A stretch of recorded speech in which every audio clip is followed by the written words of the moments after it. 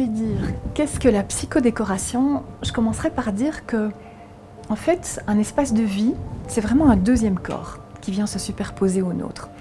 La nature de notre corps n'est pas différente de la nature qui se trouve autour de nous. Donc l'idée de construire des espaces qui reflètent ces principes qu'on retrouve partout dans la nature permet évidemment aux personnes qui s'y trouvent de sentir une sorte d'évidence, de se dire je suis à ma place sans savoir pourquoi. Et une fois que j'ai découvert ce que le lieu a à dire et vraiment ce qu'il a comme potentiel à faire naître, je partage avec les concepteurs du projet quelles sont les valeurs qu'ils ont vraiment envie de mettre, de rendre vivantes dans ce lieu. La collaboration avec Alexandra, la psychodécoration, pour moi, sont les fondements du dôme. C'est-à-dire que chez nous, nous avons 3 valeurs au dôme. L'engagement, l'enchantement et l'amour.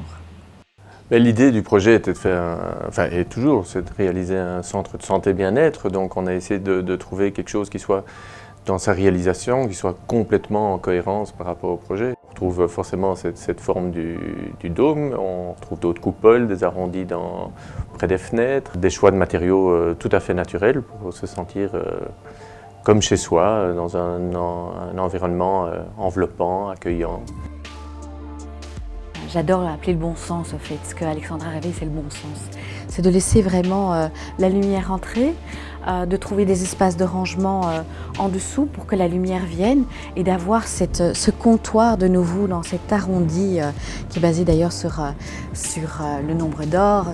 J'utilise en ce sens les couleurs, les matières, les matériaux de construction, la façon dont on va orienter les lattes du parquet, les symboliques, les tableaux, tout ce qui va faire partie finalement de l'environnement qui va imprégner la psyché des personnes qui y vivent et qui y passent un moment. Et cette expérience a été très riche pour moi, parce que moi qui aime rénover des bâtiments, j'ai une toute autre vision maintenant et je ne concevrai plus de bâtiments autrement, dorénavant.